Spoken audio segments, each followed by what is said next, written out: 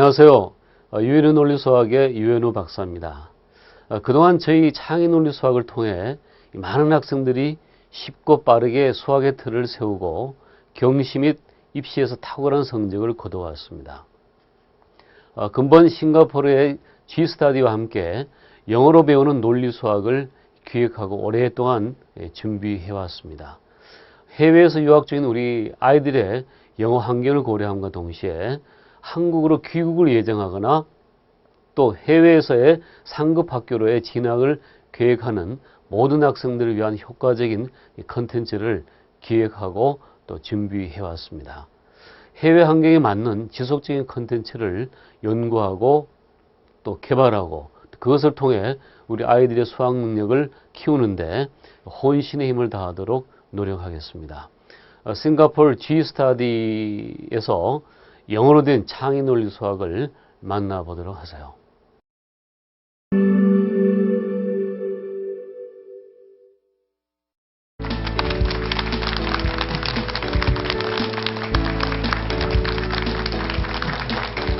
여러분 안녕하세요. 오늘 제가 여러분에게 강의할 부분은 수학을 어떻게 좀 재미있게 아이들이 학습할 수 있는가, 수학을 잘할 수 있는 비법을 강의할 유현우입니다. 여러분 수학을 그만두신 지 오래되셨죠? 네. 네, 그럴 거예요. 자녀도 있고 이제 아마 오래됐을 겁니다. 저는 30년 이상 평생도록 수학 교육에 대해서 연구해왔고 교재도 집필하고 문제도 출제하고 그렇게 해왔습니다. 근데 수학이 그렇게 재밌는데 대부분 보면 수학하면 다들 어렵게 느낍니다. 우리 어머니들은 어떻게 생각하세요? 수학하면 뭐가 생각납니까? 어렵고 머리가 지금 예. 또 어떤 분이 계십니까? 어떤 제가 이제 지방에서 이런 교육을 많이 초청을 받아서 가서 교육할 때 보면 내가 수학만 조금만 잘했으면 정말 인류대 가서 좋은 학교대 가서 결혼도 잘하고 이렇게 했을 텐데 그런 좀 후회스러운 말도 하고요. 아무튼 이 수학하면 좋아할 사람들이 별로 없는 것 같습니다. 그래서 제가 이제 오랫동안 수학을 연구하면서 보니까 수학이 너무 쉽고 재미있는데 왜 이렇게 어려워할까 생각해 봤더니 배울 때 잘못 배운 거예요. 네. 너무 어렵고 공식 위주로 하고 문제만 풀고 지금 어머니들도 보면 아이들한테 수학 하면은 문제 풀어라. 네, 그렇게 얘기하잖아요. 그래서 이 수학이 사실은 배울 때부터 어렵게 배워왔기 때문에 갈수록 더 어려워집니다. 근데 우선 이 수학이 가장 어려워하는 첫째 이유는 제가 생각해 보니까 정답이 하나가 돼야 돼요. 다른 거는 대충 해도 돼. 영어도 뭐 어가 발음할 때 대충 해도 알아듣습니다. 근데 수학은 정답이 하나란 말이에요. 그러니까 정확하게 안 하면은 다 틀린단 말이에요. 그럼 제가 한번 예를 들어서 문제를 내볼 테니까 대답해 보세요. 자, 1하고 2가 어느 게 큽니까? 2요. 네, 당연히 2가 크죠. 네. 그럼 1하고 0.999 계속 배열됩니다. 어느 게 크죠? 1이요. 네, 그렇게 하면 다 틀려. 그래서 이 수학은 뭔가 하면 어떤 약속에 의한 학문이에요. 우리 상식적으로는 1하고 0.999가 있으면 1이 당연히 크잖아요. 그죠? 근데 이게 왜 그러면 그 답이 정답이 아닌가 궁금해 하시잖아요. 그래서 이 수학은 이 상식적으로 해서는 안 되고 약속된 정에 의해서 초등학교 교과서 보면 약속하고 이렇게 새끼손가락 이렇게 한 그림이 나올 겁니다. 약속이 나오고 이제 중학교 고등학교 가면 이걸 정의라고 그래요. 그러니까 뭔가 얘기가 되려면 공통적인 그 출발점이 있어야 되는데 이렇게 약속하고 하자. 이렇게 하기 때문에 약속대로 진행이 돼야만 수학은 정답이 나오게 되는 겁니다. 자, 그러면 제가 1하고 0.999 나가는 것이 어느 것이 크고 어느 것이 작은지 아니면 같은지를 한번 초등학교 학생들이 푸는 방법부터 설명해 드릴 테니까 왜 중학교, 고등학교 갈수록 아이들의 수학이 어려워지는지 또 어렵게 생각하는지를 한번 느껴보시면 됩니다.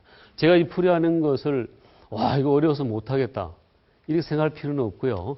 네, 쉽게 생각하시면 됩니다. 예를 한번 들어볼게요. 자, 1이라는 것이 있고 0.9가 계속 이렇게 별될 때 상식적으로는 1이 크죠? 네. 당연히 커요. 자, 근데 초등학교 1학년, 2학년, 3학년, 3학년에 가면 분수를 배웁니다. 거기 보면 3분의 1을 소수로 나타내라 그러면 1을 뭘로 나눠주죠? 예, 1을 3으로 나눠주죠. 그러면 처음에 못 나누니까 0.3 또 안 떨어지죠? 3 이렇게 배열이 될 거다 이런 얘기죠. 자, 이렇게 해놓고 양변에 이게 등호라고 그러죠. 똑같은 수를 곱해도 식은 변함이 없어요. 3을 한번 곱해볼게요. 양변에.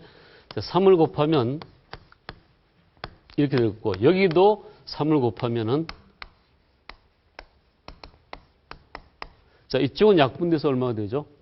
1이 돼요. 요거는 0.333을 3배하면 0.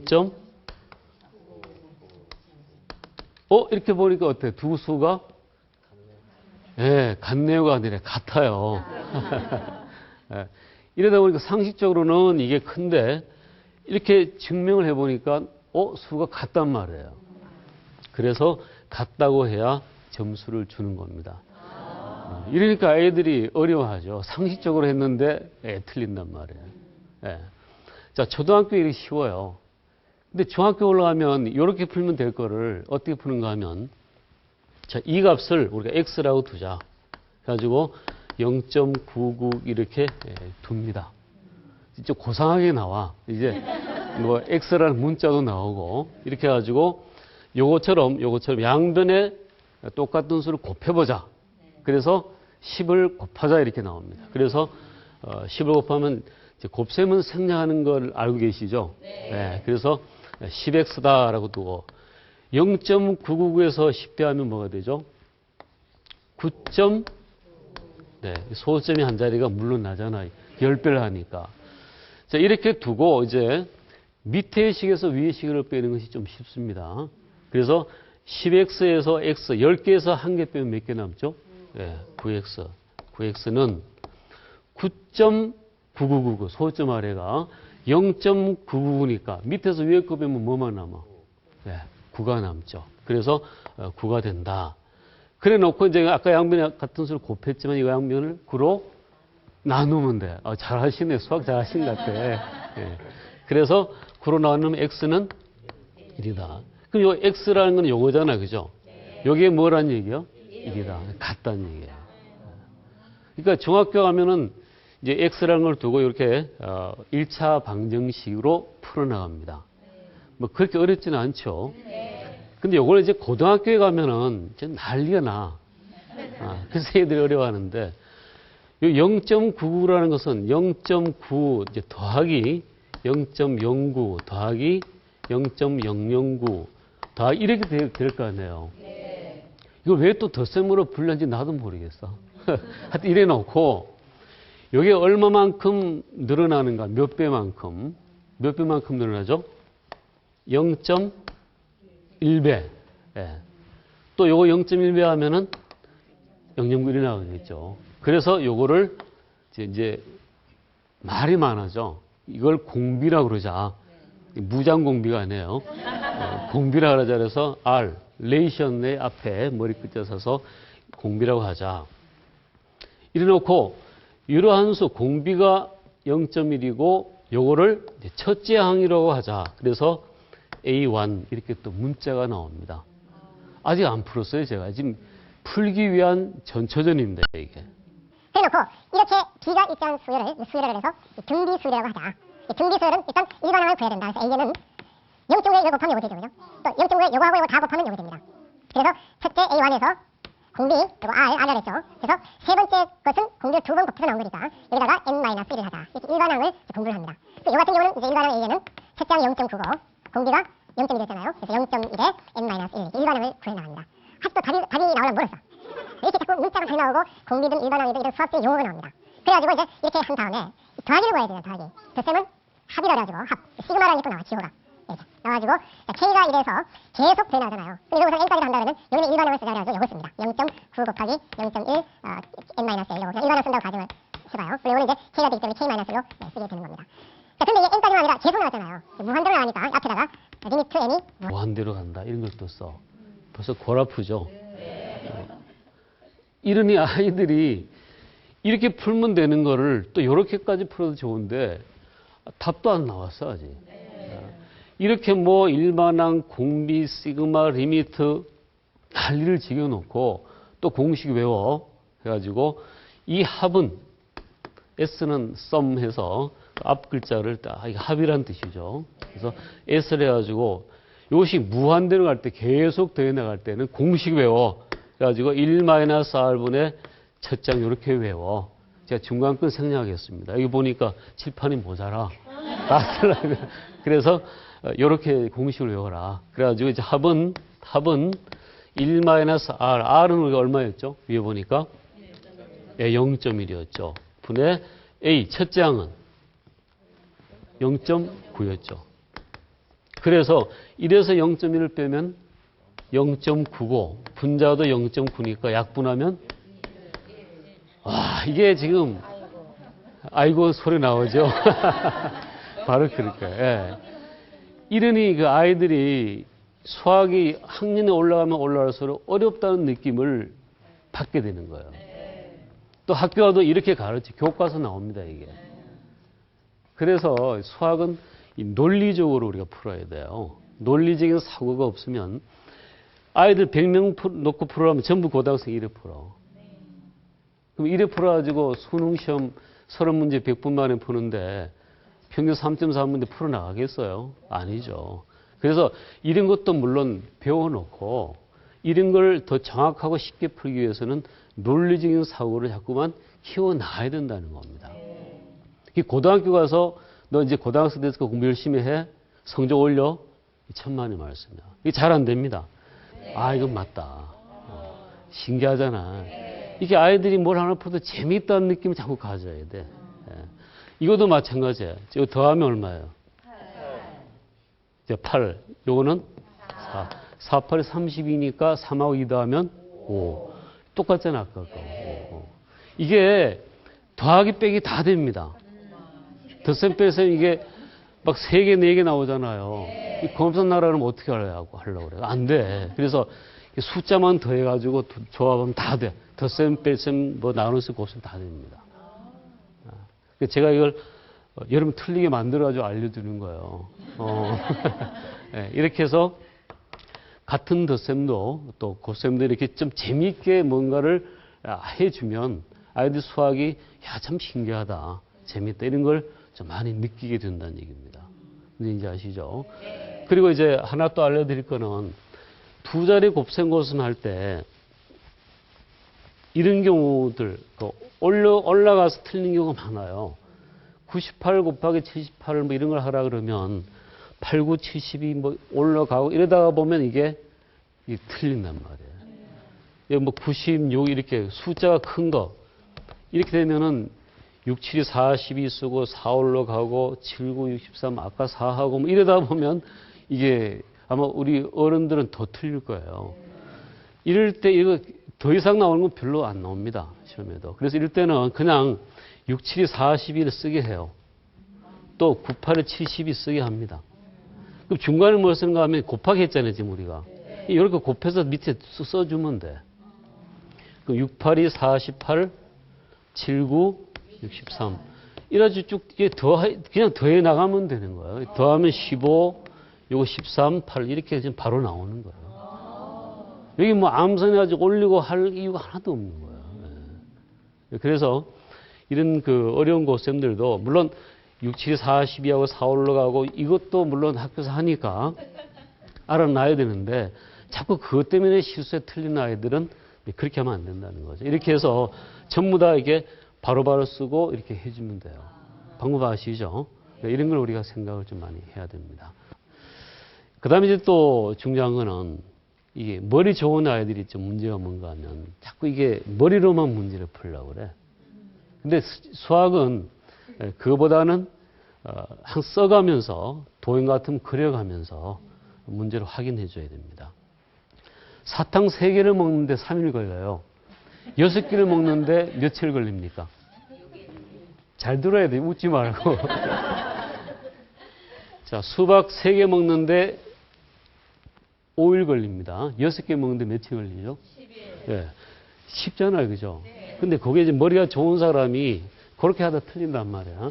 예를 들어서 종을 3번 치는데 3초 걸립니다. 6번 치는데 몇 초 걸리죠? 6초요. 예, 그렇게 하면 틀린다는 얘기예요. 한번 실제로 보죠. 이 그림을 그려가면서 확인하는 것이 좋습니다. 자, 3번 치는데 이 시간이 3초를 했죠. 네, 3초. 자, 6번 친다는 말은 1번, 2번, 3번 더 친다는 얘기입니다. 그럼 3번 치는데 3초라 그러면 이 간격이 나오죠. 간격 2개가 나오는데 몇 초 걸립니까? 간격 하나. 1.5초. 여기도 1.5. 그럼 이 간격이 몇 개인가 하면 1.5가 5개예요. 그러니까 1.5 곱하기 7 이렇게 하면 되겠죠. 5번 5. 그러면 몇 초가 됩니까? 7.5초가 답이죠. 처음에 3초, 3번째인데 3초니까 6번째인데 배를 해서 그냥 6초 해버리면 답이 틀린다는 얘기죠. 아이들이 뭐 실수해서 틀렸다 이런 얘기 할 때는 믿지 마세요. 걔가 몰라서 틀린 거예요. 네, 그렇게 되는 겁니다. 하나 예를 한번 더 들어볼게요. 애들 초콜릿 좋아하죠? 네. 소풍을 갔는데, 3명이 갔는데, 이제 3명이 밥을 먹는데, 한 아이가 초콜릿을 6개를 가져오고, 한 아이는 3개를 가져오고, 한 아이는 가져오질 않았어요. 셋이 사이좋게 먹었단 말이야. 9개를 사이좋게 먹었죠. 그래서 이제 초콜릿을 가져오지 않은 학생이 9개니까 900원을 내놨어. 나눠 가져라고. 그럼 6개를 가져오는 학생, 3개를 가져오는 학생, 가져오지 않는 학생 있잖아요. 900원을 줬다면 이 학생은 얼마를 가져가야 돼? 600원. 이 학생은? 300원. 그렇게 가지면 난리 나요. 왜냐하면 6개를 가져갔잖아요. 그죠? 자, 6개를 이렇게 나눠 놓고 여기는 3개를 이렇게 그려봐봐. 그러면 나눠 먹었으니까 얘는 각각 몇 개씩 먹었어요? 3개씩. 그럼 얘도 3개 먹었잖아요. 그럼 이 3개는 누구 거예요? 얘가 가져온 걸 먹었잖아요. 얘는 지금 다 먹어놓고 왜 돈을 가져왔냐고. 그러니까 어떤 생각하면은 600원, 300원 뭐 이렇게 할 수 있는데 그거 아니라는 얘기죠. 이렇게 수학은 대충 내가 생각한 대로 막 해서는 안 되고 확인을 해서 하는 습관을 길러주세요. 아이들이 위에 끌적끌적 하는 거 안 돼요. 그거는 그림에서 확인해가지고 답을 쓸 수 있도록 그렇게 지도를 해줘야 됩니다.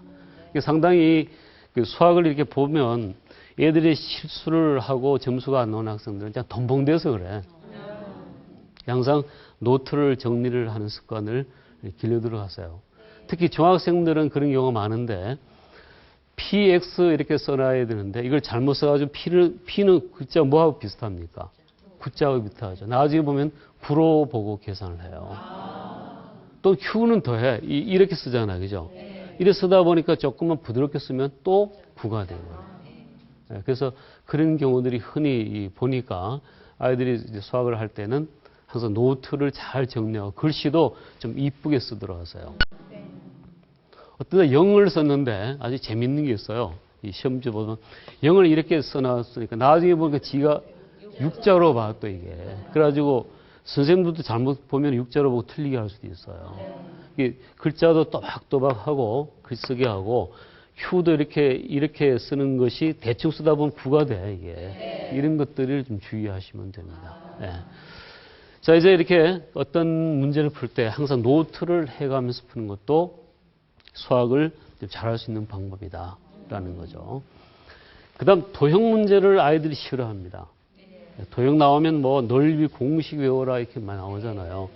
근데 요즘 시험은 실제로 넓이 공식 이런 거, 공식 외우는 것보다는 이 논리적인 사고력을 요구하는 문제가 많습니다.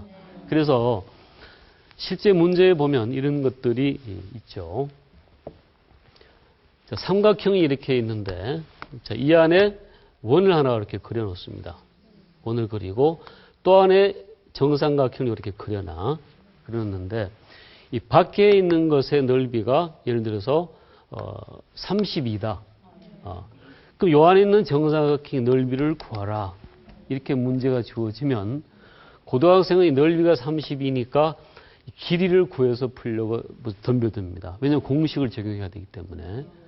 자, 그래서 이 문제를 풀으려면 어떻게 풀어야 되는가? 답이 얼마 같아요? 답이? 잘 모르시겠죠? 이 도형은 말을 잘 알아들어야 돼요.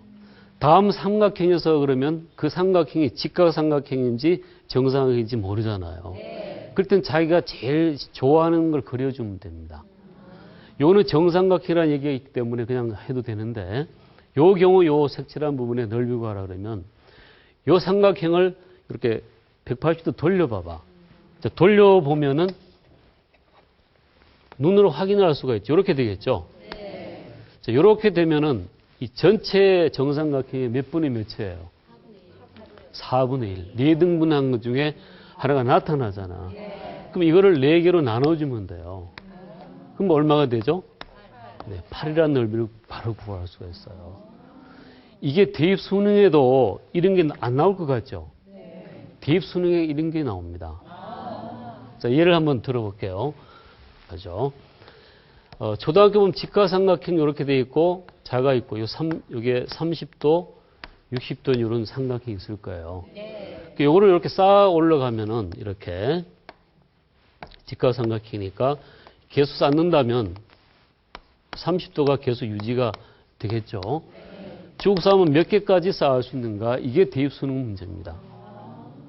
이걸 주어지면 아이들이 공식이 뭔가 이게 수열 문제가 아닌가 이렇게 생각하지만 그게 아니라는 겁니다. 이럴 때는 이 꼭지점을 전부 맞춰봐 여기다가 쭉 내려서 맞춰보면 30도가 다 모일 거 아니에요. 30도 몇 개 모여야 한 바퀴 360도가 됩니까? 아니고 12개. 30도가 12개가 있어야 360도 되잖아요. 답은 12개가 답입니다. 이게 대입 수능이 이렇게 나와요. 또 하나 아까 본 문제, 저 문제는 뭔가 하면 자, 삼각형이 이렇게 있는데 한 변은 10% 느리고 한 변은 10% 줄여갖고 이렇게 그린다 그러면 이 삼각형은 점삼각형보다가 얼마만큼 늘어나는가 줄어드는가 이거예요. 자, 그런데 아까 얘기했죠. 삼각형 했을 때 넓이 구하기 제일 쉬운 거 무슨 삼각형? 보다 더 쉬운 게 있는데 네, 직각삼각형이 제일 쉽잖아요. 그러면 직각삼각형 하나를 그려두고 자, 이걸 예를 들어서 우리가 20이라고 몇 퍼센트니까 100을 기준으로 하죠. 퍼센트는. 이게 20이라고 그러고 요거를 우리가 10이라고 한다면 넓이는 얼마입니까? 20 곱하기 10 나누기 2 해야만 되겠죠. 100이 나옵니다. 그렇죠? 100이 나와. 그러면 요걸 10% 늘리면 어떻게 될까요? 늘리면 요거 20의 10%는 얼마가 되죠? 2잖아요. 그럼 요 길이가 얼마가 돼? 22가 되고. 높이는 건 10%를 줄여야 돼. 그 10의 10%면 얼마예요? 1이잖아요. 1을 줄이면 얼마가 돼? 높이는. 근데 9가 된단 말이에요. 9. 그럼 결국은 22하고 9 요런 삼각형이 될 거 아니에요. 그러면 22 곱하기 9 나누기 2 하면 넓이가 나오잖아요. 이 약분돼서 11이니까 99가 나오죠. 처음에 100이었는데 99가 되면 몇 프로 줄었어요? 1% 줄었어요. 그래서 정답은 여기 보면은 1% 감소한다. 1번이 정답이에요. 이게 대입 수능 문제라니까요. 왜 공식이 필요합니까? 그거 아니란 얘기입니다. 그 다음 세 번째는 뭔가 하면 제가 도형을 풀 때는 이 사고력이 굉장히 필요하다는 것을 느끼고 있어요. 자, 여기는 어떤 얘기인가 하면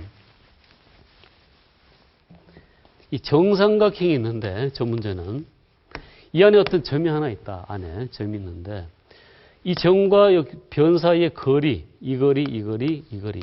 이 합은 높이하고 어떤 관계 있는가? 이걸 얘기하는 겁니다. 자, 이럴 때는 이게 굉장히 어려운 것 같지만 이 점을 여기 두지 말고 계속 이동해서 여기 오면은 요 길이 요 길이하고 이거 더 할 거 아니에요. 또 여기 오면은 요 길이 더하기 요 길이 이거 할 거 아니에요. 요 점을 옮겨봐. 여기 옮겨봐. 끝에. 그럼 이거하고 거리는 있어요, 없어요? 없죠. 없고 이거하고 요 사이 거리만 구하면 되죠. 그러니까 이 점과 변 사이 거리 합은 이 점에서 여기까지 거리는 삼각형이 뭐가 돼? 삼각형의 높이가 되죠. 그래서 여기 문제는 삼각형 높이가 같다 그래서 1번이 답이 되는 겁니다. 풀이하는 게 별로 없죠. 바로 이것이 수학이에요. 수학은 이 사고력을 잘 키워줘야 대입 수능도 잘 볼 수가 있습니다. 어릴 때부터 기초를 세워나가야 됩니다. 이제 수학을 좀 재밌게 할 수 있는 방법 좀 이해하셨죠? 네. 혹시 그 학습하다 질문 같은 거 있습니까? 뭐 어떤 학생들의 상황 같은 거 학습하다 어떤 질문이 나오셨어요? 한번 얘기해 보실까요? 실수로 한두 문제씩 틀리는 아이들은 어떻게 지도를 해야 되는지 궁금합니다. 네. 자, 실수로 틀린다. 아까 조금 얘기 드렸죠? 노트를 잘 피규어를 한번 보세요. 보고 얘가 연산해서 틀린 건지 이해를 못해서 틀린 건지 아니면 그림을 그리지 않고 머리로 생각해서 덤벙덤벙 푸는 건지 그걸 확인해 봐야 됩니다. 초등학교 때 만점 맞기를 노력하는 엄마들이 많은데 그것보다는 그 과정을 정확하게 이해할 수 있도록 하는 것이 좋아요. 실수를 한데 틀릴 수도 있겠죠. 그걸 족치지 말고 더 열심히 할 수 있도록 격려하고 항상 그런 것을 관심 갖고 노트를 잘 정리하는 습관들 길리게 하세요. 그런 것이 아마 좋은 방법일 것 같습니다. 이렇게 그 논리적으로 그 풀이하는 학생들이 어릴 때부터 그래 하는 학생들은 내신은 처음에 그렇게 좋지 않을 수도 있어요. 그러나 학년이 올라갈수록 그 사고력이 계속 증가하기 때문에 상당히 고등학교 가서는 좋은 성적을 갖습니다. 하나 예를 제가 보여드릴게요. 여기 나오는 그 아이 두 아이는 지금 초등학교 2학년 때부터 논리 수학을 알게 되었다 이렇게 나오죠. 이 논리 수학을 공부를 한 겁니다. 그래서 이 통합 논리를 또 공부를 했고 지금 보면 싱가포르 국립대학을 목표로 귀화를 권유받을 정도로 훌륭한 아이로 됐습니다. 그러니까 상당히 이제 머리가 명석해졌다는 얘기죠. 아래 부분도 이제 러시아 영재학교 그 자매기라는 초등학교 6학년 학생인데 이 학생도 기초다지기 논리 수학을 공부했습니다. 이 논리적인 사고력을 갖도록 아이들을 지도해주면 이런 아이들은 결국 뭔가 하면 수학의 눈을 바로 뜨게 되었다 그랬죠. 그죠? 그래서 뜨게 된 가장 큰 보람이라고 생각하고 경시대에는 뭐 항상 또 우수하게 시험을 볼 수가 있겠죠. 이렇게 해서 어릴 때부터 어떤 계산 위주보다는 사고력, 논리력을 키워주는 연습을 해줘야 됩니다. 그래야 아이들이 그 학교 와서도 어떤 문제를 풀더라도 똑같은 방법을 풀지는 않아요. 늘 다른 방법이 없을까 또 생각하고 사고하고 그렇게 해서 수학은 한 가지 푸는 방법이 있는 게 아닙니다. 여러 가지 풀이 방법이 있어요. 그래서 사고력을 어릴 때부터 많이 좀 기를 수 있도록 도와주는 것이 좋겠죠. 그래서 제가 말씀드린 것은 수학을 잘할 수 있는 비결은 우선 재밌게 해야 된다. 재밌되 논리적인 사고력을 키울 수 있도록 그렇게 지도해 주라 라는 말씀을 드리고 싶습니다. 자, 이것으로 제 수학 강의는 마치겠습니다. 감사합니다.